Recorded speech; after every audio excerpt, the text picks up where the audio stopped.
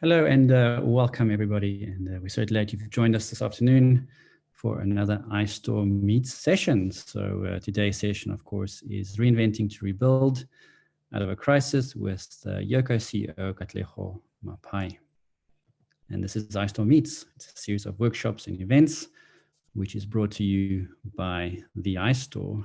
And we have a whole lineup of workshops, and these are hosted by our best product trainers and industry experts to help you learn more about the products you love so that you can connect and create, also get fit, and also to be more productive. So the iStore Meets program covers a variety of topics to help you now and also in the future with things like fitness, productivity, education, creativity, and a whole lot more. So these are hosted online and also at your closest iStore in the future. So please feel free in the meantime to visit our website, which is myistore.co.za/meets. Talking about some events to look forward to, there's a few that you can definitely go and check out. So on the 22nd of June, we have Work from Home Productivity Essentials for your Mac. And then on the 23rd of June, for 4 p.m., there is Collaboration Tools to help you with productivity on your Apple products. And also on the 24th at 12 p.m., we've got iCloud Essentials for all your Apple devices. So we'd also love to hear from you this morning or this afternoon, actually. So please say hello to us in the chat panel. So use the chat panel in Zoom. Tell us where you are joining us from this afternoon. And then also there's a Q&A panel. So if you have any particular questions, definitely post them in the Q&A panel, and we'll hopefully try and get to them during or at the end of the workshop. So lastly, we also have a brand new and exciting social media competition where you could win a 1,500 Rand iStore gift card and also stand a chance to star in an upcoming iStore Meets online advert. So to enter, please share a 30-second video clip. And you can do this on Facebook or Instagram using the hashtag iStore Meets. You can also email this, by the way, to istore.meets@myistore.co.za and tell us your stories. So tell us how iStore Meets has been adding value to your life during lockdown, especially, and maybe it's helped you to learn more about different Apple products, to be more productive, to get fit, or even to take your passions further. So please go and post your stories for us there. So it's then my pleasure to welcome Yoco CEO Katlego Maphai to iStore Meets, and we are looking forward to spending the next hour or so with you. Hello, Katlego. Hi everyone, welcome. It's really good to have you all here, and thanks for having me, iStore team. I'm gonna go ahead and share my screen, and then we can get started. Good, let's rock and roll. So today, really happy to have you guys on board. Actually, I need to turn on my video so you can see me. There you go. So really happy to have you guys on board. Gonna have a really interesting conversation around embracing uncertainty. It's really my pleasure to be here today with you. So welcome. That's a picture of one of our merchants. Really passionate about our customers here at Yoco. And as I mentioned, we're going to be talking about embracing uncertainty, which is really the new normal now. But before we get into all that, I need to tell you a bit about the story. I founded Yoco with 3 friends, Lungisa Machova, who's our Chief Technology Officer, Carl Wazen, who's our Chief Business Officer, and Bradley Watchers, who's our Chief Financial Officer. If I tell you a little bit about my life and how I got to meet these guys, it's quite fascinating, but you'll start to see in this picture that there's lots of movement and that uncertainty is being part of my life. So I was born in Soweto in 1983, so now you know my age. I moved to the US with my family in 1988. We moved to Cape Town in 1990. And then I met Lungisa, our CTO. We went to the same aftercare. That was in 1992. And then I moved back to the US in 1995. So this time to California, to a little town called Palo Alto, which is at the heart of the Silicon Valley. This was a very transformational time in my life, when my passion for technology really developed. Then I moved to Pretoria in 1996. That was quite a shift. And then I matriculated in 2001. I moved to Cape Town in 2002 to start university. And by coincidence, Lungi, who I went to aftercare with, and we lost complete touch, we were registering for the same business science program at UCT, and I recognized that we had dreads at the time. And somehow, miraculously, I got reconnected with an old friend. And then I moved to Johannesburg in 2006 after I graduated. I started my first job. So I worked for a management consulting firm called Accenture.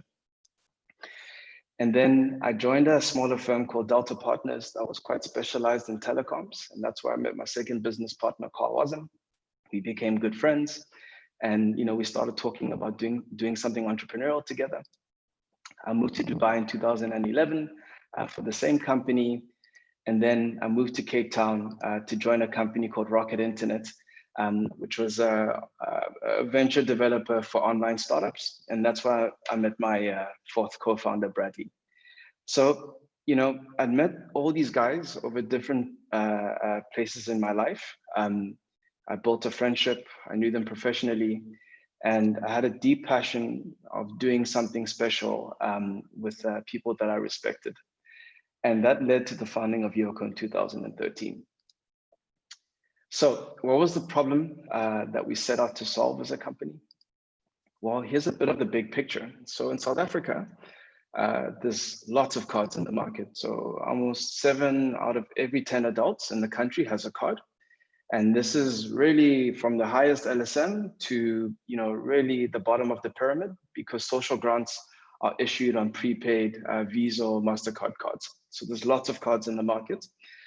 The challenge in the country is the lack of ability to accept card payments. And this has been driven by cost, smaller businesses, micro businesses being deprioritized by the traditional institutions because it's just not economic for them. So if you compare the amount of cards in the market to the amount of businesses that can accept card, it's tiny. So as a result, we still have a lot of transactions happening in cash. And I'm sure we have a few business owners on this call. Folks who transact in cash spend less. Folks who spend on cards spend more. So as a result, if a business owner can't take a card payment, they're drastically reducing their ability to grow their revenues. So with this problem in mind and the right team, we founded Yoco in early 2013. And now to tell you a little bit about Yoco. So what is Yoco? Really simple. So we offer card payments. So this little card machine, which typically sells for $7.99, but it's running on promotion now for $3.99 since the lockdown. And we also offer working capital. So if you're transacting and building some sort of a profile, we're able to offer you an advance on that transaction volume. So you can get some working capital and help to grow your business. And then we have business tools. So this is software that we offer for free that you can get on Android or iOS, tablet, smartphone, it doesn't matter. And this all comes together under a simple package that's easy to get. It takes you 5 minutes to sign up online, and we'll ship one of these card machines to you within 48 hours anywhere in the country. It's been an incredible journey, blessed with growth and constant uncertainty. So, I'm presenting to you quite a nice complete picture here, but I can assure you it's been quite messy getting there. And maybe I'll tell you a little bit about the journey of the company. So in 2013, we founded the company and we had to get a license, we had to get certified. In 2014, we did our first transaction, we had a beta program, and eventually we launched in 2015. So this is very important. It took 2 years for us to officially launch the company. And it took a lot of patience, doing the right things, being very methodic, being very customer oriented. But what happened was by the time we launched, we had about 500 merchants on the platform then. And then all of a sudden, we grew almost 10 times within that first year of launch because we did a lot of the right things. We also launched, a point of sale application. In 2017, we launched our first flagship store in Parkhurst. We have one in Cape Town. We're going to open up one in Durban before COVID. And then we also got our first bit of institutional funding in mid 2017. And then, the growth continued. So, we almost tripled from 2016 to the end of 2017. And, we started getting into retail. We launched Yoco Capital, and then we also got some institutional funding. So at this point, we raised about $16 million to fund the growth of the business, which was really exciting and a big vote of confidence for the SME ecosystem in South Africa, because a lot of our funding came from foreign investors who were really excited about the opportunity in South Africa. And then 2018, we continued to grow. So we doubled that year. So from 17,000 at the end of 2017 to 34,000. And, this last year, 2019, really saw some exciting growth. So we continued to double. And then essentially just before COVID in March, we got to 80,000. So really exciting growth. As you can see, the curve is actually starting to accelerate. And that was really driven by the fact that we introduced the Yoco Go, that low-cost card reader, which is the cheapest way for any merchant or any business owner to get a card machine in the market. And I think what's also been exciting is seeing that this is not just about the metros or the urban areas, but really rural, all parts of the country. And this is because we're using e-commerce. So somebody doesn't have to come see you. You go online, you sign up for 5 minutes, you pay, and we ship it to you anywhere in the country. And this, for me, in this picture, represents that we're really driving access, which is very core to us. That's what we're trying to do. About 80% of those 80,000 folks that we sign up onto the platform are accepting card payments through us for the first time, which was a core driver for us. Now, a big peak this year was on March 14th. We hosted a first of its kind event. We called it the Yoco Exchange. And it was really a platform, we called it the Unconference, right? So it was a platform for bidding entrepreneurs, established entrepreneurs to come together, gather, talk, exchange ideas, and just learn from each other. And the energy during this event with our customers was just really special. I mean, it was really something I'll never forget, and you can really see it in this picture. And we also had the privilege of having Mabs Mapayani MC the event, and then Black Coffee, who's one of our angel investors, actually came up. And here was the three of us doing a panel, which was really exciting. And once again, the energy in the room is something I'll never forget. But literally the next day, the president announced his social distancing, and going from such a high to effectively the start of a new reality that we could all sense was coming. Like, we were very lucky. This was literally the last possible moment in the country to do an event. So we're very grateful for that. But then the beginning of the uncertainty and the new reality started to kick in. So I remember the president announced on the 15th, literally on the 16th, as a company, we moved to full remote working overnight. And we did this rapidly. And then we just had to settle down and figure out, okay, what's about to happen here? And what we did was we defined a set of phases in anticipation of what the impact was going to be with COVID. We didn't know, so we had to give some sort of indication, but we made it very clear to the team that don't anchor yourself on this. This is what we think is going to happen. So what do we think was going to happen? We knew that transaction volume was going to plummet, especially after the lockdown was announced. We knew it would plummet and get to a level which would start settling off, based on the businesses that could transact. And then at some point, the transaction volume would start picking up again. And then would start getting into some sort of a new reality that would not reflect the past that we had. So this idea of a market shock, we felt that in that first phase, we needed to adapt as a company and drive a lot of savings in terms of spending, OpEx. And then during the lockdown, it was really a case of listening to our customers and starting to build for the future. to help them adapt. And then during the easing of the lockdown, starting to recover, and then making sure that as a company, we were prepared for the new reality, which we knew would not be the same as pre-COVID. So this is what we anticipated. And this picture is a reflection of what happened. So if you look blue lines, this is the reality. So point A was this point here was the social distancing announcement by the president on the 15th. And then you could see our transaction volume plummet. And then the president announced the lockdown on the 23rd. And then you saw transaction volume pick up as folks were trying to prepare for the lockdown.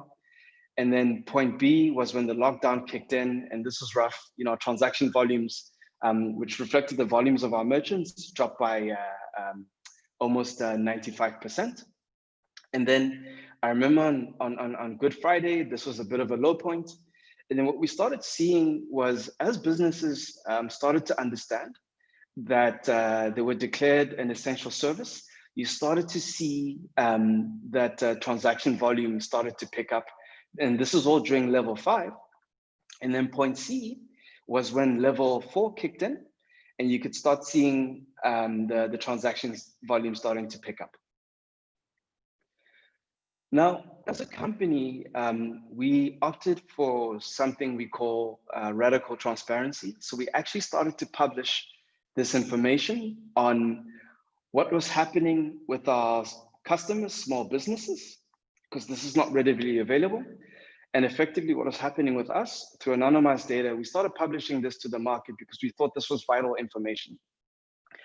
And we initially did it like this. So you started seeing this on our social media. So food, drink and hospitality, healthcare, beauty and fitness, retail. And you could see what was happening during self-isolation. So this is the social distancing. And then when the lockdown was announced, and then what started happening during the first, second, and third weeks of lockdown. So this was a very rudimentary picture that we initially had.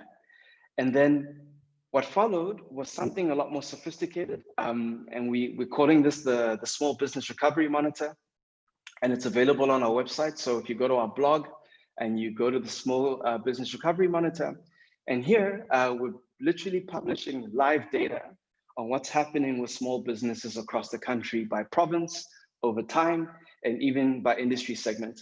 And why do we do this? Well, as a company, data informed how we responded to the crisis. So data was telling us what we needed to do when. I keep saying that there's no point doing the right thing at the wrong time. And basically through the data, we could always understand what we needed to do for our customers and also as a company. So that was one. Two, we also wanted to give our customers in these different industry segments visibility into what was happening in their provinces and what was happening within the industry segment. So for instance, if you were a merchant in Limpopo and you were in retail, and you could see that your counterparts were trading at about, let's say 60% during level 4, and you were doing 30%, then you could ask yourself questions on, wow, you know, what am I missing out on? Maybe I can talk to some of my compatriots and figure out how I can do more. So this was really the point. And then the other audience that we wanted for this was policymakers and decision makers. So through this, folks in policy and government could literally see the impact of their announcements and their decisions and how they were impacting small businesses. So I encourage all of you to visit this. I think you'll find it incredibly informative. Great, so this is just a deeper view of the monitor. So this is a very important principle when it comes to strategy. When your environment changes, your strategy needs to change.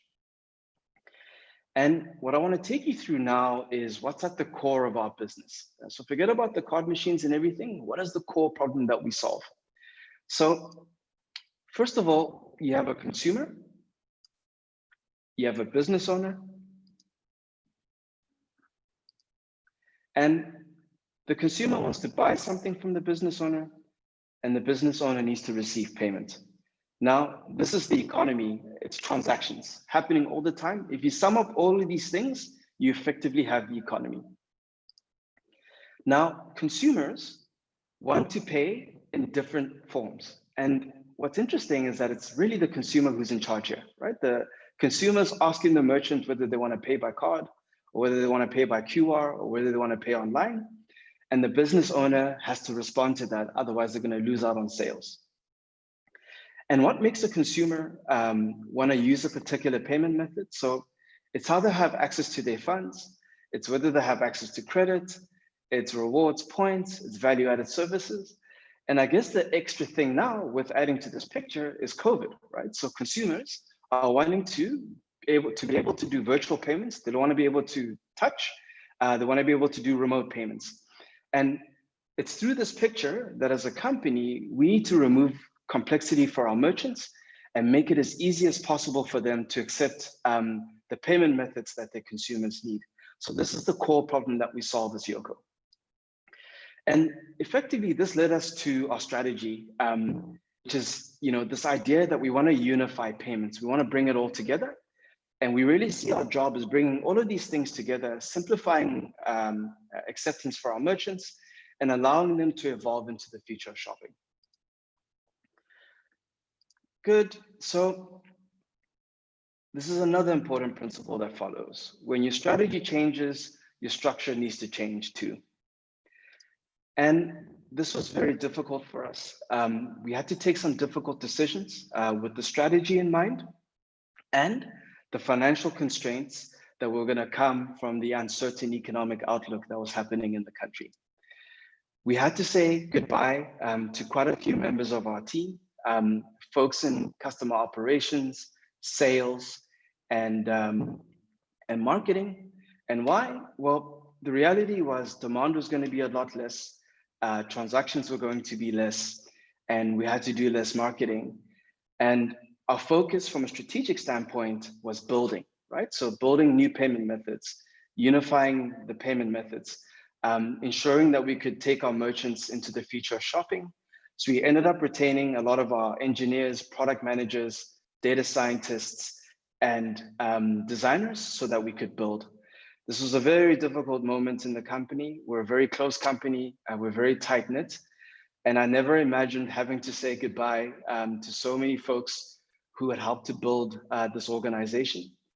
But in the end, we needed to think about our merchants and being able to endure through what's going to be a lot of uncertainty. We're still very much at the beginning of this crisis. We haven't seen the full effects. And it was really important that we created some flexibility for ourselves. And hey, if we found ourselves being wrong about the outlook, we were at least in a position to bring the folks back and to continue growing the company. So after going through these difficulties and taking these tough decisions and doing it well and leaving our team whole, it was really now a case of accelerating forward and preparing our merchants for the future of shopping. So what was the first big thing that we needed to do? We needed to take our merchants online. A lot of our merchants are brick and mortar or doing in-person payments. A lot of them had never done a single online transaction. And this was a necessity given the consideration in COVID and what's going to happen going forward. So literally weeks after the advent of COVID, we announced some payment solutions for our customers. So the first was gift vouchers. So you could basically set up a bunch of gift vouchers and effectively take early payments for future provision of service. And then the payment page. So this idea that you could just have a dedicated page for yourself and people could just enter in the card details and pay you remote. And this was literally the first sort of e-commerce that many of our merchants were able to do in a very simple way. And then something we're calling payment requests. So from the Yoco app, being able to type an amount and sending a payment request either through email, WhatsApp, or whatever channel, and somebody being able to enter their card details and pay you. And these are just some of the remarks online. where you could see, cafes talking about doing, or businesses talking about doing their first online payments. And this really made me excited that, here we were, an in-person card payments company delivering card machines. And literally within weeks of this crisis, the team organizing, focusing, and building solutions for our customers to help take them online in a simple way. I was really proud of this effort. And then, it's one thing about products, but we're very much a human company. And we started this campaign and this idea of making it clear that we're in this together and that we need to support small. So we came up with this website, which is called supportsmall.co.za. And any business across the country could basically register themselves and provide a link either to their online store or provide a link to a vouchering system or anything, letting their customers know that they're still trading. And these don't have to be Yoco merchants, it can be any small business. And in addition to this, we brought in some partners to participate, to help small businesses. So really, coming out of this crisis, we see an amazing opportunity to build a community of such an important part of this economy. And then we also set up the Yoco Small Business Community. So this is a group on Facebook where small business owners are interacting and supporting each other. And this has been exciting too. And then we've also put out a lot of content on our blog. So we have a COVID-19 guide. So providing accurate and reliable information was something that we saw ourselves playing an incredible role in. There's been a lot of information, lots of articles, lots of things going on and being said about COVID. We've developed a lot of trust as a brand, and we just saw ourselves as having an important opportunity and role to play in providing the right type of information during a very difficult time for our customers. So you can see here, we put a guide on how to apply for UIF. This is probably one of our most visited pages. And then there's also something called the Yoco Small Business Pulse. So we've actually been running this since Q3 2018, and we publish this quarterly. And this gives an indication of business confidence among small businesses. So we've been sampling our base, and we also look at our data. And here you can also get a sense of what's happening with your peers. So I really encourage you to look at this. It's free. It's a nice read on what's going on. So maybe to start closing off, I wanted to share a few lessons from the crisis. I've really learned a lot as a leader. We've learned a lot as a team, and a lot of things that I didn't expect to learn. So the first thing is core values matter most during the hard times. Our core at Yoco is as following. Our purpose is enabling people to thrive. So whatever we touch, whatever we do, we want people to thrive. That's why we exist. This purpose existed between me and my co-founders, even before we came up with the idea of Yoco. Yoco became a vehicle to do this. Our vision is open commerce. So we want to open up commerce to all and not just a few. Our core values are the following. So staying connected, being human, making space to explore. So always figuring out how we can do things better and innovating, keeping things simple. There's no point figuring something out without getting into the insight and being able to deliver it in a simple way. And then the last one is mastering your craft. So doing things well. And we defined these core values in 2017. And I have to tell you, in the middle of this crisis, in the middle of the difficulty, in the middle of all the hard decisions, all of a sudden, this all came together and made sense. And watching our values and how the team really started to embrace them and the language was incredible. And this is something I did not expect, that it's really in the difficult times that your values really come into the fore. And that's why it's so important to have them. The next one is authenticity, being open, being transparent, and just treating people with respect. When there's uncertainty, when you don't know what's going to happen, when you have to make difficult decisions, when you can't make promises, this is all you have left. It's how you treated people and how you made them feel and how you left them with their dignity intact during difficult times.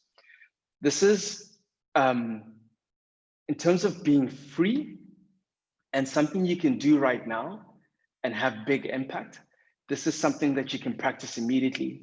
And it's something I continue to practice, and I continue to learn, and I encourage you all to do the same.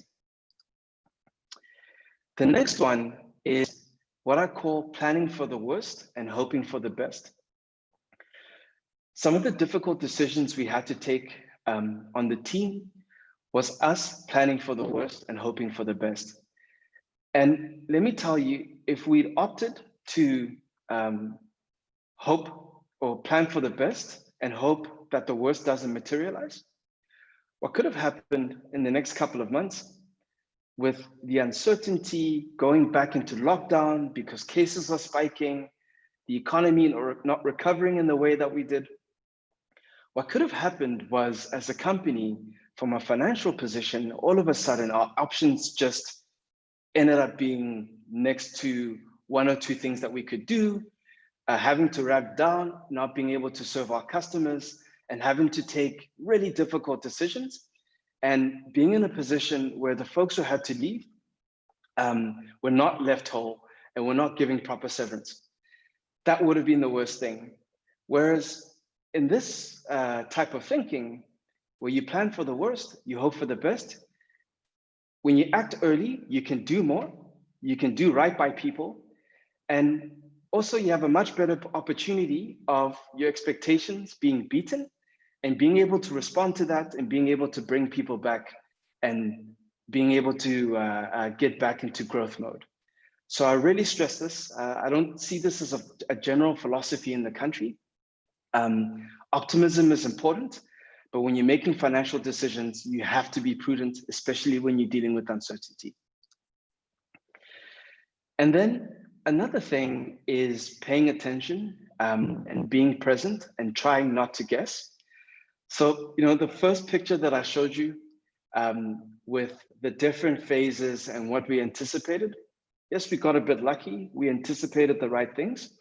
But to be honest, we looked at that picture once and we set it aside.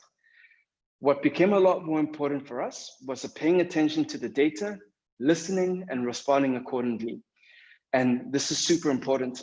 I know that we don't all have access to data, but we all do have the option or the ability to be present, to pay attention, and to listen attentively.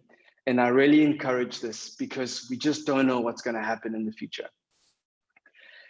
And then I guess finally, this is the second last thing, is crisis unlocks gold in human character. Honestly, I've seen the very best in people during this crisis. I did not expect this.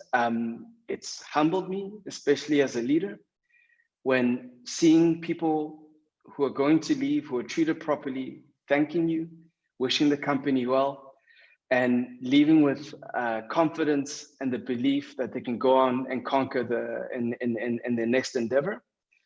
I've seen people sacrifice. I've seen people look after each other. I've seen colleagues be there for each other on a deep personal level. And I think coming out of this crisis, this is really something I think that can transform this country, that can bring us a lot closer together. And it's not something to be taken for granted. And yeah, I guess finally, reiterating my message of embracing uncertainty. It's here to stay for the next while. And if you embrace it and look at it from the right lens, there's a lot of opportunity, a lot of personal growth that you can unlock in the process. Thank you very much. Great. So I'm going to answer a few questions and then we're going to move on to the next phase of our session.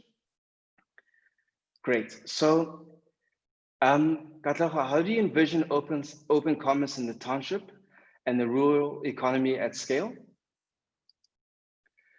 So the quick answer to this, and the most important answer to this, is our ability to innovate in our product development. So interestingly enough, something that's a bit counterintuitive is the more humans we have involved in our customer acquisition process and our ability to serve our customers. So the more human direct interaction, the more expensive it becomes, and the harder it is for us to reach people at scale. Whereas if we build things into our product, if we make our product intuitive, if we make sign up intuitive, if we really embrace e-commerce, as you saw in that map that I showed earlier, then all of a sudden, people are not asking for permission to get Yoco. They can just get it, right? Whenever they're ready, they can have it. And this is what open commerce means, is when you're ready to participate, you're able to do it. There's nobody acting as a gatekeeper. And from a philosophical standpoint, this is really something we're trying to transform in the country.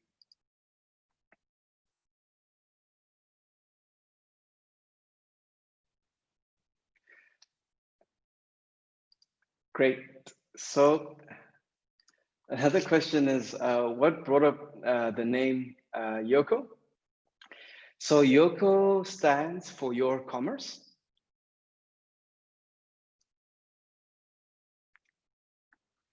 And then I'm gonna answer one final question here.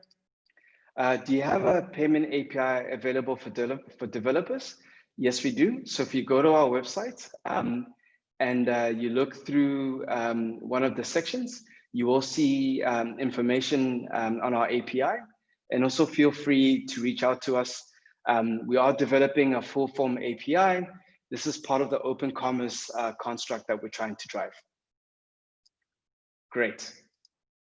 Okay, so next up, I have my brother, Bob Hermanos. He's one of our merchants and we're gonna be having a conversation. Here's Bob. I'm gonna stop my screen share and then we're gonna start having the conversation. Thank you.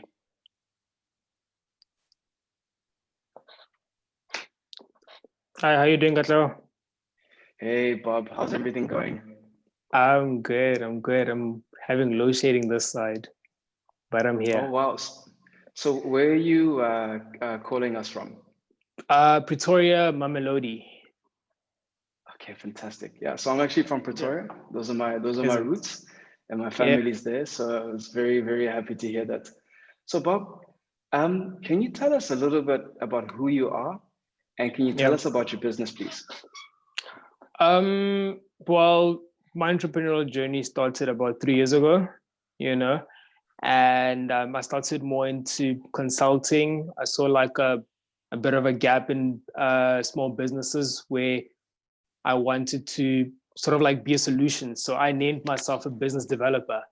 And I didn't really understand what that means, but I said that if you got me in your team as one person, I can help out with your accounting, your graphic design as one person. That's how I called myself a business developer.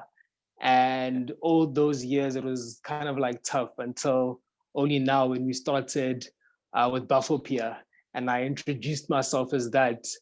But my main core about why I started was I wanted to build a community around the business that I am involved in. And I think the restaurant sort of like built that, you know. I made Kuto with the restaurant and he gave me the whole vision and then I sunk myself in. We clicked as far as vision is concerned. And I think that's how the restaurant came up. Great, so can you tell us a little bit about Buffopia? Buffopia. So Buffopia, the name is the street name of actually the place. Yeah, it's actually Buffopia Street. And the whole thing actually was a vision that came up with Kuto. And Kuto says, I want to make food, but I don't just want to make food. I want to make different food. I want to make handcrafted food. And then he made me, then I said, let's make that vision come up, you know? So that's Buffopia is, it's I don't even know how to call it yet because we started in a very tough time. So we were trying to ease up into things and then all of a sudden just like, you know. So you guys, you started a food business at the beginning of COVID, is that correct? The level 4, when we got lifted, when they said restaurants are allowed to deliver, then that's when we started. The week, that Friday, that's when we started. And how were you feeling? What was the sense coming into such an interesting time? I mean, to be honest, I take everything the same, but I've been involved in a couple of businesses. So I think my journey as an entrepreneur has prepared me for this time.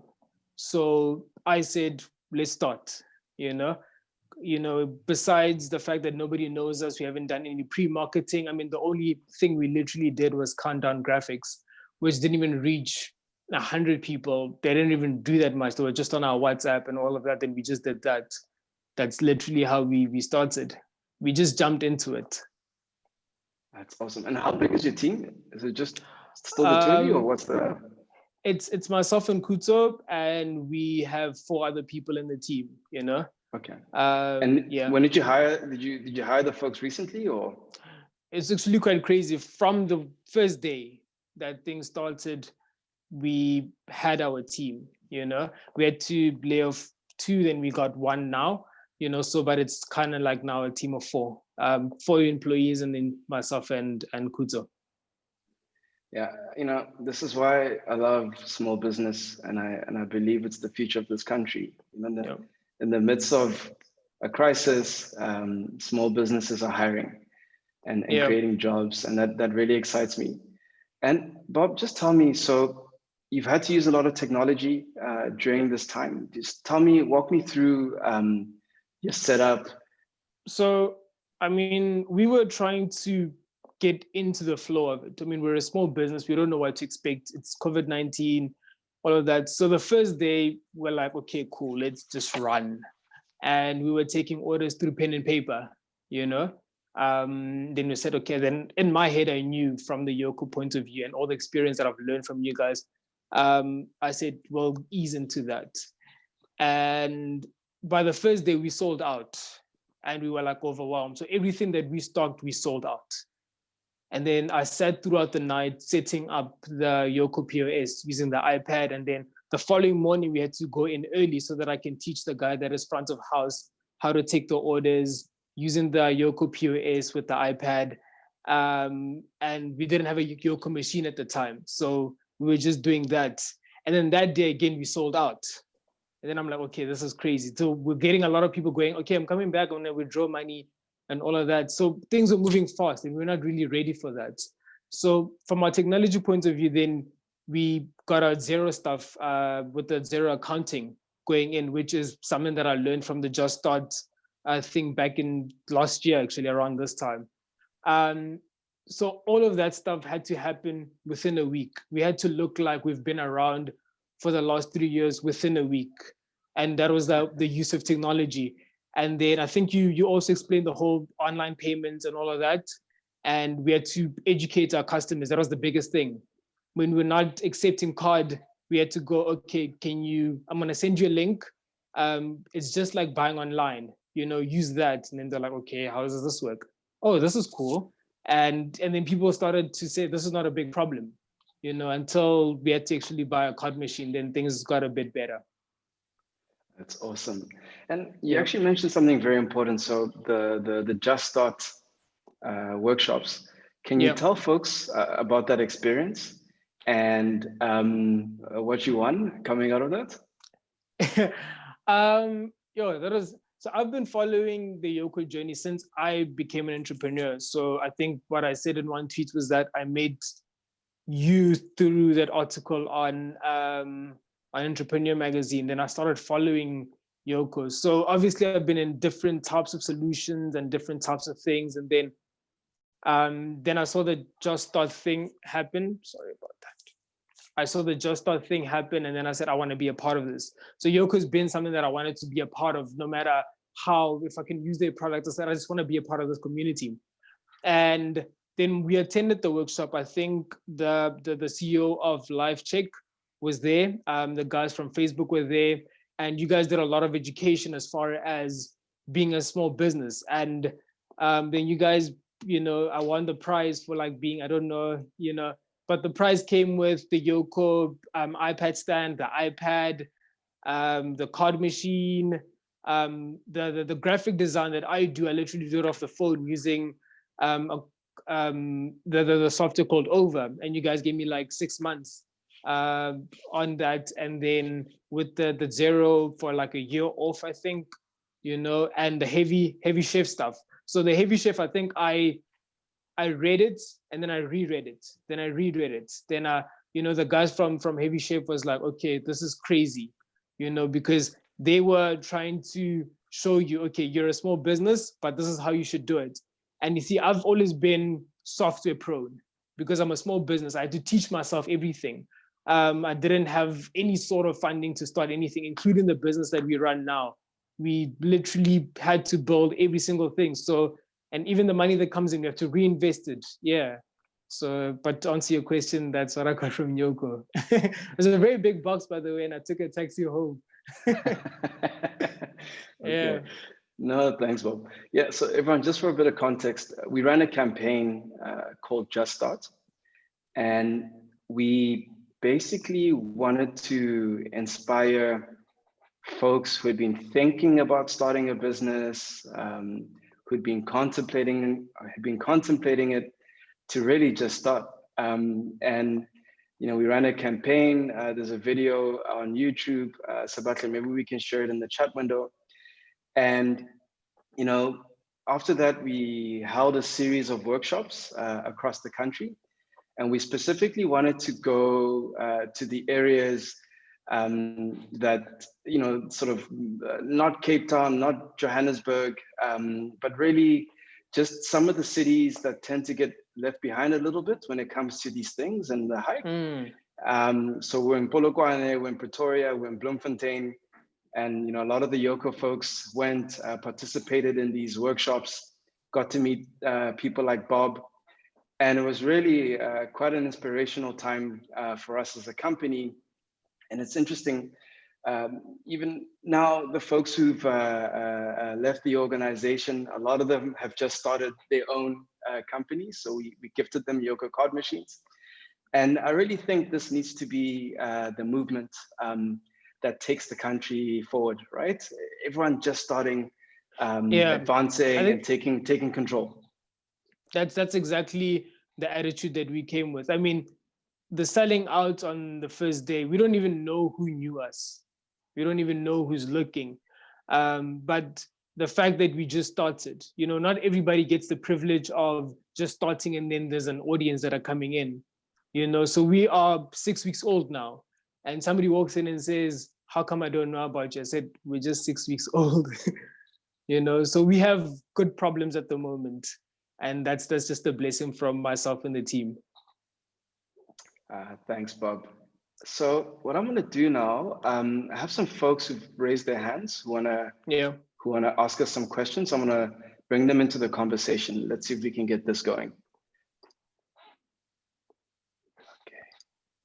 Sfiso, are you there?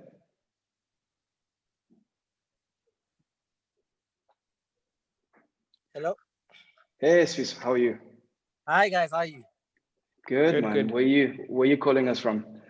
I'm calling you guys from the East Rand in Joburg. Ah, nice. Great to have you on, man. Cool.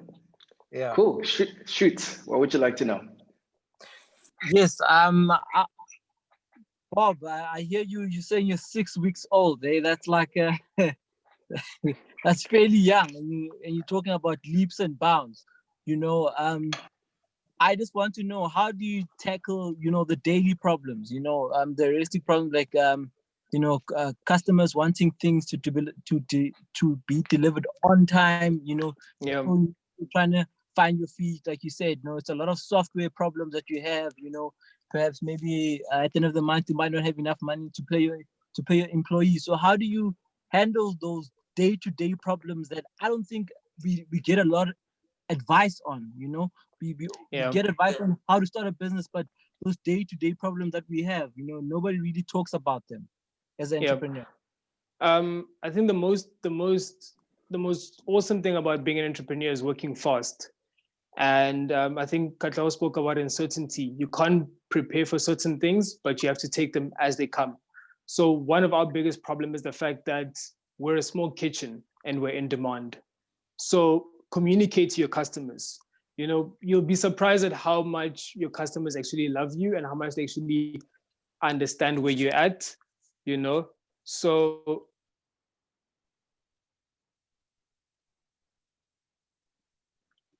Sham, we lost we lost Bob there. Let's wait for him to come back. But thank you so much for the question. Huh? Okay. Yeah. Please send me a message there. I have something to show the Yoco team. Okay, good. Thank you so much, Fiso. Awesome. Okay, and then we have Alfred.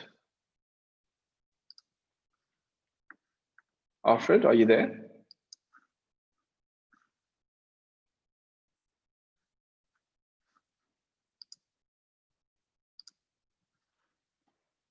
Oh, no, Alfred. And let's see, we have Abdul.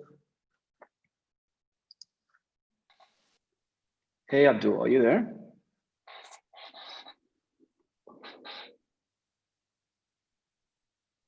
Okay, I'm gonna try one more. Let's try Caroline.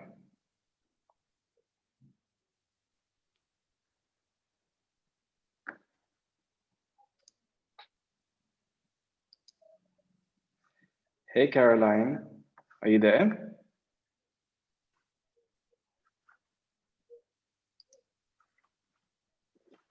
Okay, looks like we're struggling to get some folks on. Let me just see if there's any written questions that I can answer. Great. Okay, so somebody just asked how they can be featured on one of our social posts. So we have Sebastian from the team on the line. Maybe just if you could leave your email address, and then we can get in touch to see how we can try and put something together for you. Great. Otherwise, we still have a few more minutes. Still have like 8 minutes, yeah. Still have a few more minutes. I want to see if any more questions.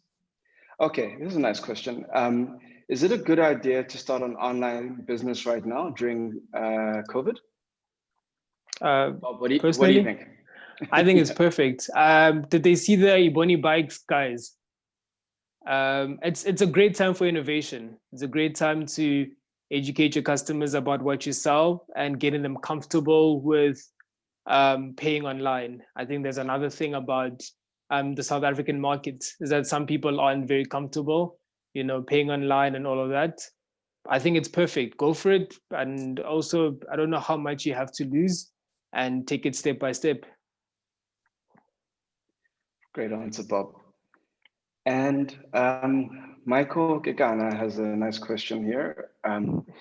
What drives you guys? What motivates you when you feel like giving up in the beginning stages? Bob, what's your long-term goal? I think it's also understanding that having, I don't know, I'm gonna say something crazy, but it's having absolute certainty that where I'm at will not be forever, and being confident in that, and then keep going on from that.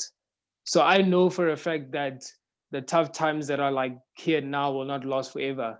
It's 3 days, for example, 3 days now where I've had load shedding, which means that it's 3 days I'm not receiving an income, which means that 3 days I can't cater, to people. That impacts my business. But I communicate with my customers and I communicate with my employees, and yeah, but if you have a certain vision, you need to keep to it. And every single time there's a challenge, it's just asking you how much do you want it. Awesome answer, Bob. I like this question. So what inspires you and how do you keep sane, especially during these uncertain times? Is that directed to me again? I'm happy to take it, actually. It's a great question. Yeah, you can take it. So, Melissa, to be honest, if you look at the start of my story, it was all about the relationships that came together as a team, and then that team deciding to pursue an idea together. Yeah. And me and my business partners, we still sit in the same office. I mean, not now, obviously, but after 7 years, we still sit in the same office. We speak multiple times a week, and there's just this culture of staying connected, because our relationships are like what bring meaning to what we're doing. Like everything else and the chaos and things going well and the growth, this is all a result of our relationship, and that's the core.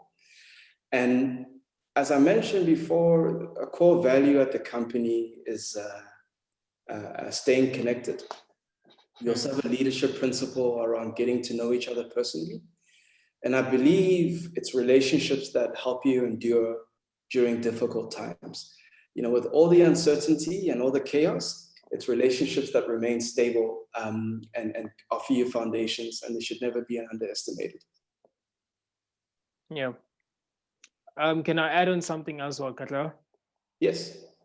And I think it's also important that the only part that you can control, focus on what you can control. That's the first thing.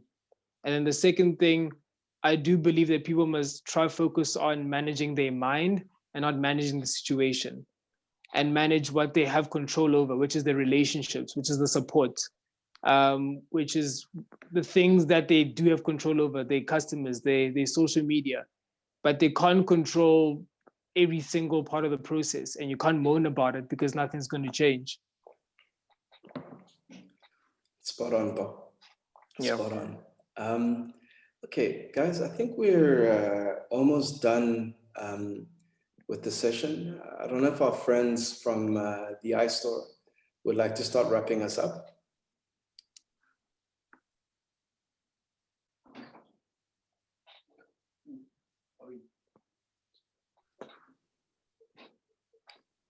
Are you still there? Yep.